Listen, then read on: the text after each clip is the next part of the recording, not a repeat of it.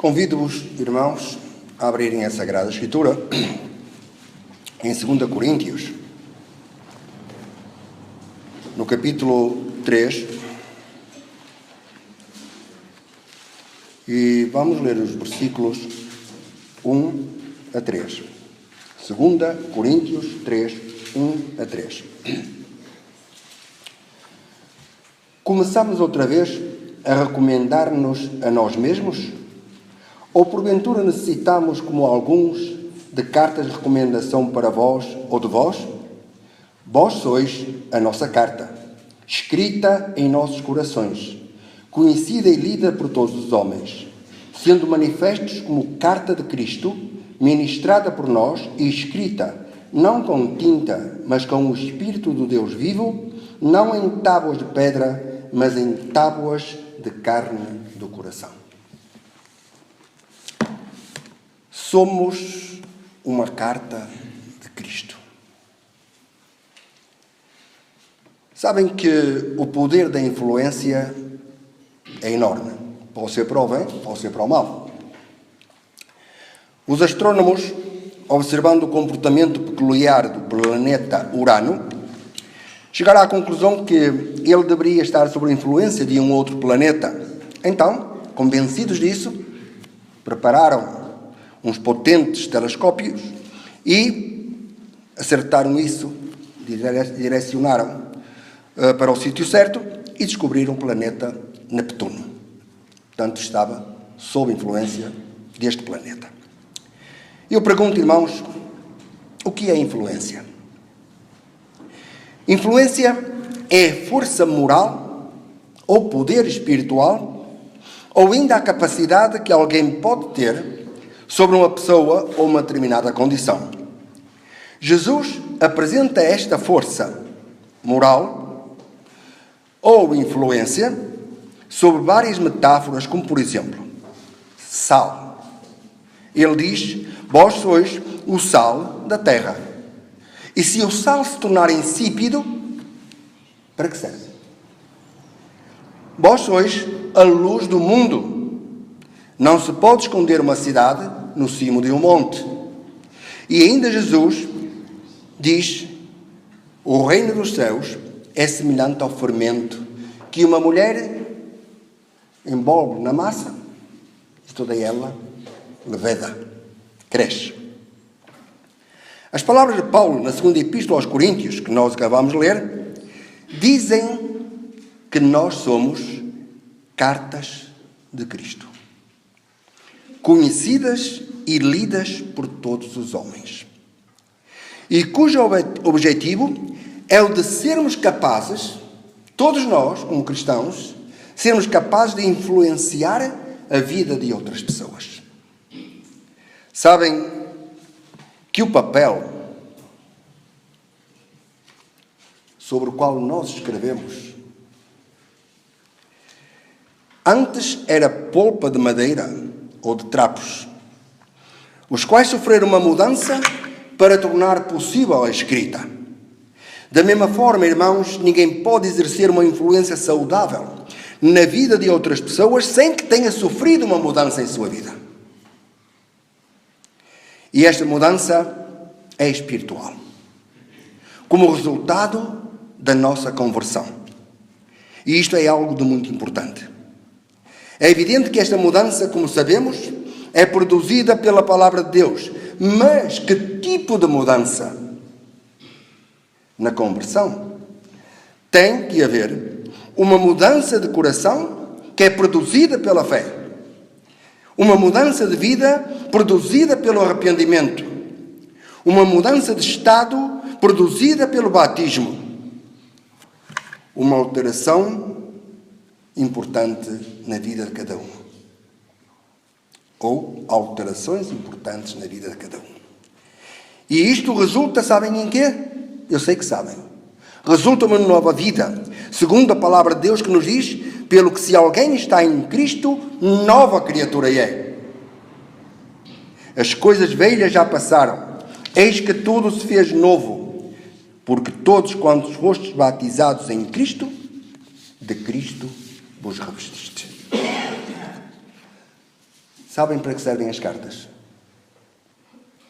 Servem para serem lidas e causarem uma certa influência nas pessoas que as recebem, que as leem.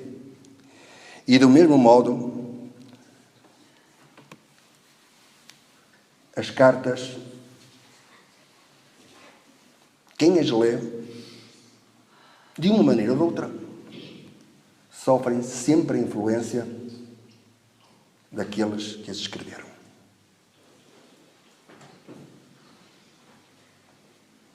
Sabemos que há alguns métodos que nós podemos usar como cristãos para converter as pessoas e que resultam na conversão de algumas pessoas. Mas o melhor método de ganharmos almas para Cristo é através das nossas vidas, da vida de cada um de nós. Porquê? Porque as pessoas leem a nossa vida. Leem-nos como se fôssemos um livro aberto. Uma epístola ou carta é certo que deve transmitir o caráter ou os sentimentos do seu autor. Assim, nós, como cartas escritas da parte de Cristo, devemos transmitir o caráter ou os sentimentos de Cristo para o mundo. E alguém perguntará, mas como podemos fazer isso? Como diz Filipenses 2,5, tendo a mente de Cristo. Gálatas 2,20, tendo Cristo vivo em cada um de nós. Filipenses 1,20, crescendo à medida e à estatura de Cristo, deixando que Cristo se amplie na vida de cada um de nós. E 2 Coríntios 3,18, cada dia sendo transformados à imagem de Cristo. E ainda, de acordo com João 14,9, que diz que Cristo revelou o Pai ao mundo, da mesma forma nós como cristãos devemos revelar Cristo ao mundo que nos rodeia. É necessário, irmãos, é importante que os outros possam ver Cristo em cada um de nós. Nós temos um hino que diz que a beleza de Cristo se veja em ti.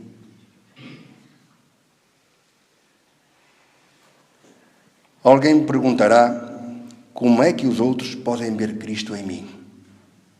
Podem ver no modo de falar, podem ver na forma como vestimos, podem ver naquilo que faço, podem ver nas minhas atitudes, podem ver através dos lugares que eu frequento.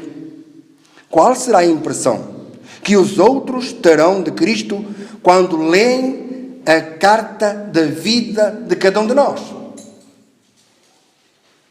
Que impressão terão as pessoas?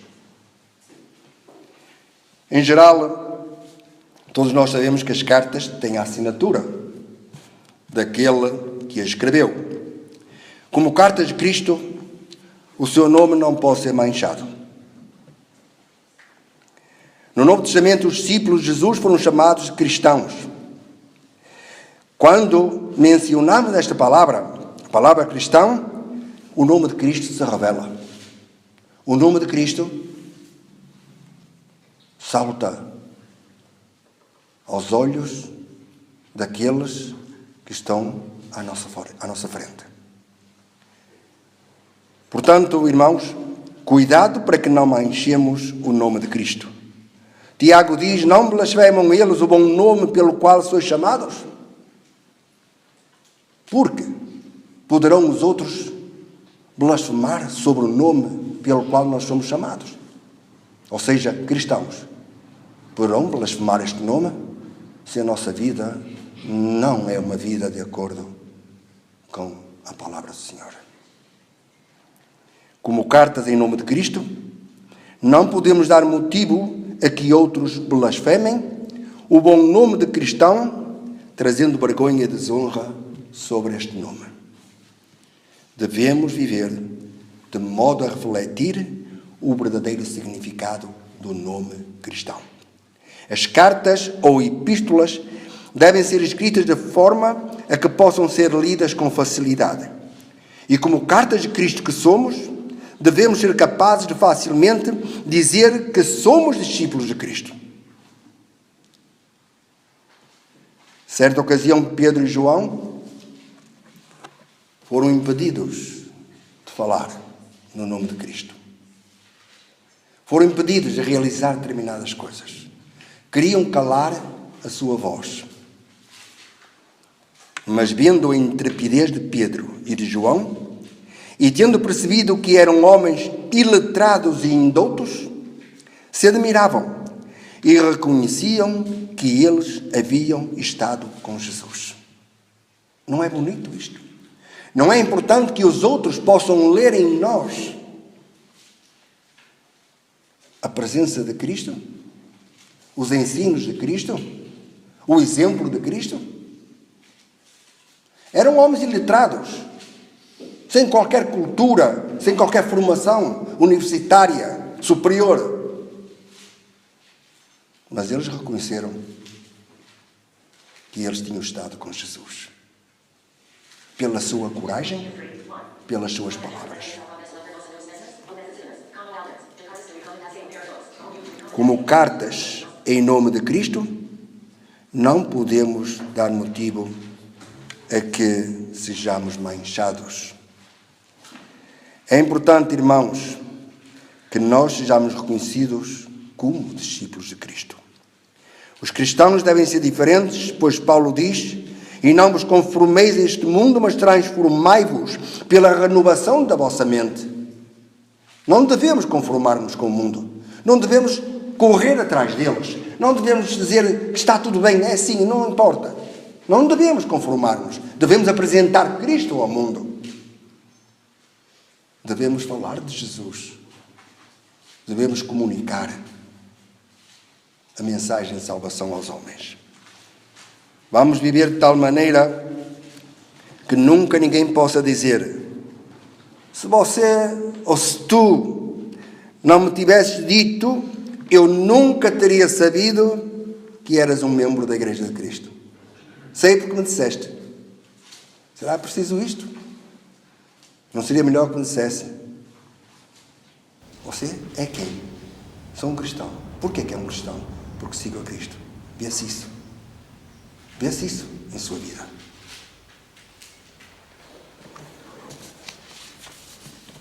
Amados irmãos, há epístolas ou cartas que não dizem muito. Um caloiro de uma faculdade, escreveu apenas isto: querido pai, estou sem dinheiro. Não tem graça, seu filho. Ao receber esta carta relâmpago, o pai respondeu: querido filho, sem dinheiro não tem graça mesmo. Muito mal, seu pai.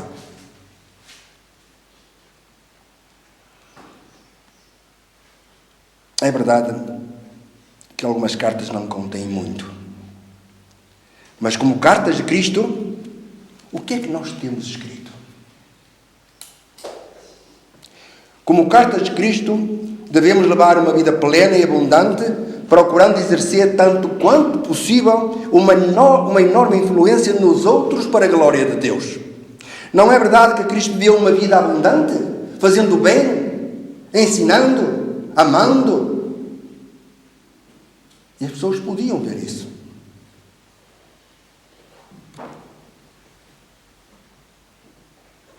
Uma carta pode ficar manchada. E o cristão deve ser extremamente cuidadoso para que a sua vida esteja isenta de manchas, de nódoas. Pois muitas vezes as pessoas veem muito mais facilmente uma mancha, uma nódoa em nossas vidas do que uma virtude. Não nos esqueçamos nunca, irmãos, que fomos lavados e branqueados no sangue precioso de Cristo. Mas o pecado e o mundo podem manchar as nossas vidas. Por isso, Tiago, capítulo 1, versículo 27, diz: guardai-vos isentos da corrupção do mundo. E quando os cristãos deixam que suas vidas sejam manchadas, a sua influência para o bem fica bastante empobrecida. Como é que um cristão com sua vida manchada, que toda a gente conhece, que toda a gente sabe, Pode influenciar a vida de alguém para a salvação eterna. Pode dar um testemunho de que Cristo o salvou. Como? Assim, todo cristão deve tomar a decisão de manter a sua pureza espiritual a todo custo. Porque um cristão indiferente à sua pureza espiritual demonstra uma enorme falta de apreço por aquilo que Jesus e o seu sangue têm feito por nós. É desconsiderar tudo quanto Jesus fez. Todos nós sabemos que há um Evangelho segundo Mateus, um segundo Marcos, outro segundo Lucas, outro segundo João. Mas também há um Evangelho segundo cada um de nós. Possivelmente, muitos nunca leram os Evangelhos. E, por conseguinte, o único Evangelho que poderão ler será aquele que nós estamos a escrever cada dia. E este chama-se o Evangelho segundo eu. Segundo cada um de nós. Todos os ensinamentos que encontramos na Palavra de Deus são factos que sabemos serem verdade. Então, devemos vivê-los para que outros leiam o Evangelho através de cada um de nós. Muitos não leem a Bíblia, mas leem a cada um de nós. Portanto, eles estão lendo o Evangelho que cada um de nós escreve cada dia. É verdade que há grande poder na pregação do Evangelho e a Bíblia mostra-nos esta grande verdade. Mas o sermão que provavelmente poderá influenciar os outros é o Evangelho segundo eu. É o Evangelho segundo nós. Deus nos ajude a sermos fiéis a Jesus, para vivermos segundo os seus ensinos, para que todos possam ver o seu Espírito habitando em nós. No Evangelho segundo nós, estamos escrevendo um capítulo cada dia. Coisas que nós fazemos, coisas que não fazemos, e tudo que devíamos fazer e não fazemos, e aquilo que fazemos e não devíamos fazer, está sendo escrito cada dia no Evangelho segundo eu. Outros leem este nosso Evangelho e julgarão se é falso ou verdadeiro. Vamos ser uma boa e poderosa influência para o bem dos outros? Vamos exercer uma boa e poderosa influência na vida daqueles que nos rodeiam? Daqueles a quem encontramos? Daqueles que vamos conhecendo? Irmãos, sejamos o sal da terra e a luz do mundo. Caso contrário, só poderemos ser rochas de escândalo e pedras de tropeço, impedindo outros de conhecerem o amor de Deus e de alcançarem a eternidade com Cristo. Porque Deus amou o mundo de tal maneira que deu o seu Filho unigênito, para que todo aquele que nele crê não pereça, mas tenha a vida eterna. Vamos ganhar outros para alcançarem também este amor de Deus e a eternidade com Cristo. Cuidado com o Evangelho que cada dia escrevemos. Que, na verdade, os outros possam ler esta carta de Cristo sobre nós. É uma grande responsabilidade, mas também é um privilégio muito grande que Deus nos concedeu. Sermos cartas de Cristo para o mundo.